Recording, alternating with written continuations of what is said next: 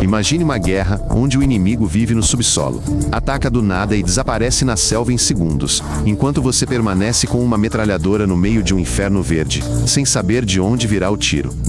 A Guerra do Vietnã se tornou um pesadelo para o exército mais poderoso do mundo, porque tanques, aviões e bilhões de dólares não funcionaram ali. Quem melhor conhecia a selva vencia. Soldados americanos lutaram contra um inimigo que podia ficar em emboscada por semanas, com lama até os joelhos, subsistindo com um punhado de arroz, esperando o momento perfeito para atacar. Era uma guerra sem linhas de frente, onde um camponês trabalhava nos campos durante o dia e se tornava um combatente à noite, e era impossível distinguir civis de inimigos. Sob a selva, os vietnamitas cavaram 250 quilômetros de túneis, uma verdadeira cidade subterrânea com hospitais, armazéns, cozinhas e dormitórios a profundidades de até 10 metros. Os túneis eram tão estreitos que nem mesmo os soldados americanos de maior porte conseguiam passar por eles, e os vietnamitas os projetaram dessa forma deliberadamente, conhecendo as características do inimigo. Dentro dos túneis, armadilhas foram colocadas, lanças de bambu, cobras venenosas em caixas, minas com fio armadilha, e cada curva poderia ser a última para qualquer um que se aventurasse lá embaixo. Os americanos criaram unidades especiais de ratos de túnel, os soldados mais baixos e corajosos que, armados com pistolas e lanternas, rastejavam na escuridão, sabendo que poderiam não retornar. O napalm é uma mistura gelatinosa que gruda na pele e queima a temperaturas superiores a 1000 graus Celsius. 400 mil toneladas foram lançadas sobre a selva vietnamita.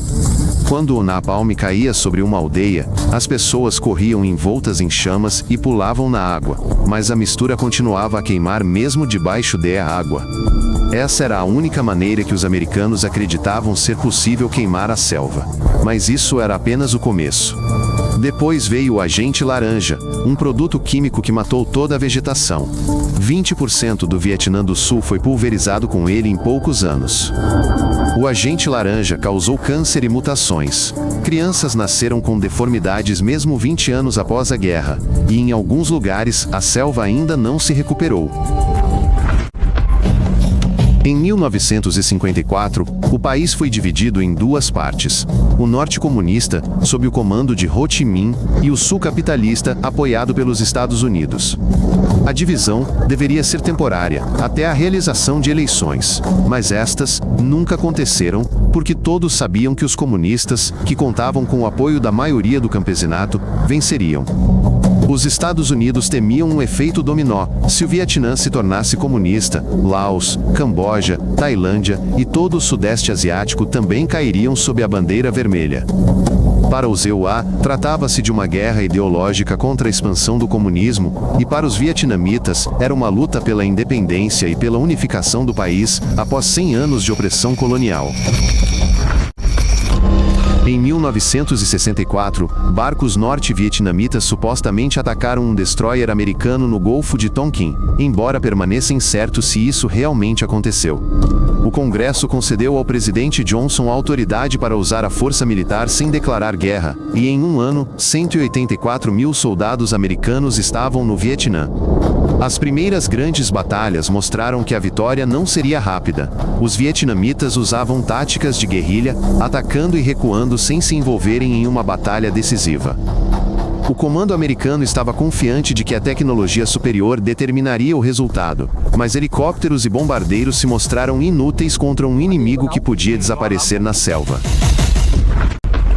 Ao longo de 8 anos de guerra, 7,5 milhões de toneladas de bombas foram lançadas sobre o Vietnã, 3 vezes mais do que sobre a Alemanha e o Japão juntos na Segunda Guerra Mundial. Bombardearam alvos estratégicos, selvas, aldeias, campos de arroz, tudo que se movia, até mesmo o que não se movia, todos os dias, sem interrupção, para destruir os guerrilheiros e suas bases. A campanha de bombardeio, chamada Operação Rolling Thunder, durou 3 anos e meio, com os pilotos realizando 300 mil missões, mas o exército do Vietnã do Norte só se fortaleceu. O problema era que os vietnamitas não possuíam grandes fábricas e usinas. Seu exército era abastecido pela China e pela URSS.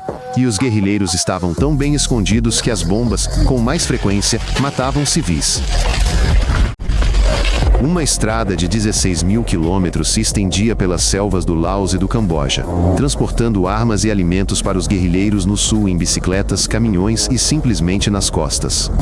A trilha não era uma estrada única, mas uma rede de rotas que mudava constantemente.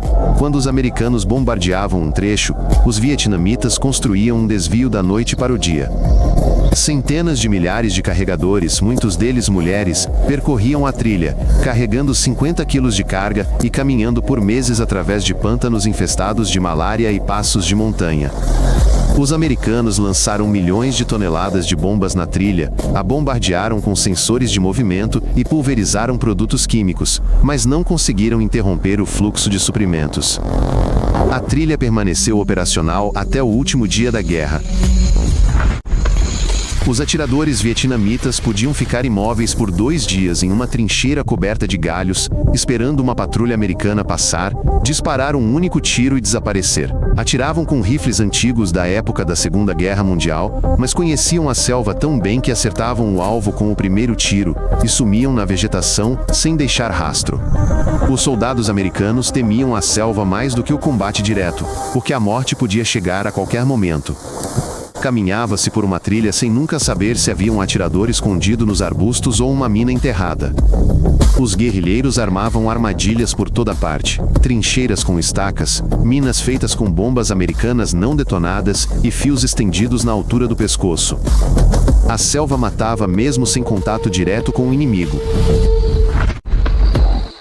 Em 31 de janeiro de 1968, durante o feriado do Ano Novo Lunar, 80 mil guerrilheiros atacaram simultaneamente 100 cidades. O ataque foi uma completa surpresa. O Vietcong chegou a invadir a embaixada americana na capital, e os combates se intensificaram nas ruas de cidades que, até o dia anterior, eram consideradas seguras. Os americanos repeliram todos os ataques em um mês, e os guerrilheiros perderam 45 mil homens. Foi um desastre militar para o Vietnã do Norte, mas também sua maior vitória. Como os americanos em casa viram pela televisão que a guerra não estava ganha, que o inimigo era forte e podia atacar em qualquer lugar, o apoio público à guerra desmoronou completamente. Em 16 de março de 1968, soldados americanos entraram na vila de My Lai, supostamente escondendo guerrilheiros, mas encontraram apenas mulheres idosas e crianças. Em 4 horas fuzilaram 504 civis, incluindo bebês, estupraram mulheres, incendiaram casas e mataram animais. Não foi uma operação militar, mas um massacre.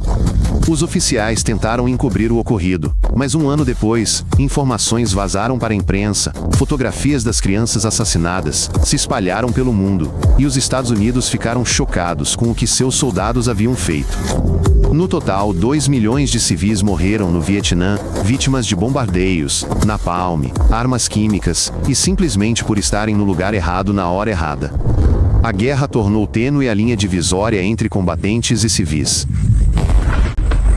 Enquanto soldados lutavam nas selvas da América, milhões de pessoas tomavam as ruas com cartazes contra a guerra, e estudantes queimavam avisos de convocação e se recusavam a ir para o Vietnã. O recrutamento era baseado em um sorteio. Os ricos podiam optar por não servir por motivos acadêmicos ou de saúde, enquanto os pobres e as minorias iam para morrer, criando um sentimento de injustiça na sociedade.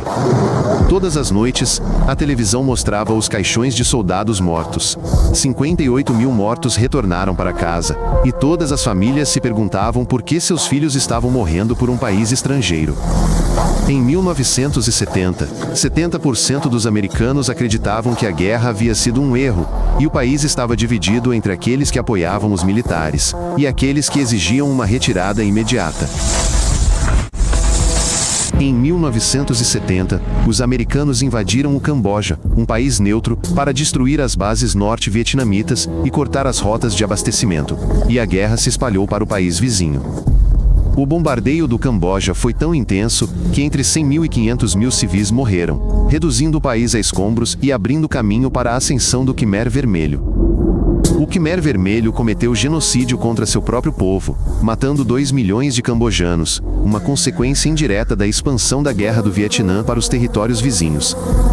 Toda a Indochina foi devastada, e o Laos também foi bombardeado, recebendo 2 milhões de toneladas de bombas per capita, mais do que qualquer outro país na história. 12 mil helicópteros foram usados no Vietnã, desembarcando tropas, evacuando feridos e realizando ataques aéreos. Foi a primeira guerra em que o helicóptero se tornou o principal meio de transporte. Os famosos helicópteros Huey voavam baixo sobre a selva, metralhadoras disparavam de portas abertas e o som das hélices se tornou a trilha sonora da guerra para uma geração de soldados. Mas os helicópteros eram vulneráveis, eram abatidos por metralhadoras e lançadores de granadas. 5 mil helicópteros foram perdidos durante a guerra, muitos caindo na selva, com suas tripulações mortas ou capturadas. Os pilotos de helicóptero realizavam as missões mais perigosas, pousando sob fogo inimigo para resgatar os feridos. Muitos receberam as mais altas condecorações por bravura, mas seu heroísmo não pôde compensar a insensatez da guerra. Em 30 de abril de 1975, tanques norte-vietnamitas invadiram a capital do Vietnã do Sul. Os americanos já haviam se retirado 2 anos antes, deixando os aliados sozinhos com o inimigo. Os últimos americanos evacuaram de helicóptero, partindo do telhado da embaixada. Milhares de sul-vietnamitas invadiram a cerca tentando embarcar, mas não havia espaço suficiente para todos, e muitos foram abandonados à própria sorte. O exército sul-vietnamita se desintegrou em poucas semanas, os soldados jogaram suas armas e fugiram, o presidente fugiu do país com o ouro, e os que permaneceram aguardavam represálias dos vencedores. A guerra terminou com uma vitória completa para o Vietnã do Norte, o país foi unificado sob o regime comunista, e os Estados Unidos, pela primeira vez na história, perderam uma guerra, um golpe para o orgulho nacional. A guerra custou aos Estados Unidos 141 bilhões de dólares, mas o verdadeiro custo foi em vidas. 58 mil mortos, 314 mil feridos e milhões de outros traumatizados. Os veteranos voltaram para casa e foram recebidos não como heróis, mas como assassinos. A sociedade os culpou pela guerra perdida. Muitos se entregaram ao álcool, cometeram suicídio ou ficaram sem teto. O transtorno de estresse pós-traumático foi oficialmente reconhecido pela primeira vez após o Vietnã. Os soldados passaram anos atormentados por pesadelos de estarem de volta à selva sob fogo inimigo. Para o Vietnã, o custo foi ainda maior. 3 milhões de mortos, um país em ruínas, milhões de refugiados e os efeitos das armas químicas que ainda matam pessoas 50 anos depois. 800 mil toneladas de munições não detonadas ainda jazem no solo do Vietnã, matando pessoas todos os anos, e crianças brincando na selva pisam em minas. A Guerra do Vietnã demonstrou que nem mesmo o exército mais poderoso do mundo pode derrotar um povo que luta por sua terra e está disposto a fazer qualquer sacrifício pela independência. Provou que a superioridade tecnológica é inútil contra táticas de guerrilha, que os bombardeios não quebram a vontade de resistir, mas apenas intensificam o ódio aos ocupantes. A principal lição do Vietnã é que uma guerra não pode ser vencida sem o apoio da população local, e se os soldados não entenderem por que estão lutando e morrendo. Se você achou isso interessante, inscreva-se para não perder novos episódios. Mantemos tudo curto e direto ao ponto.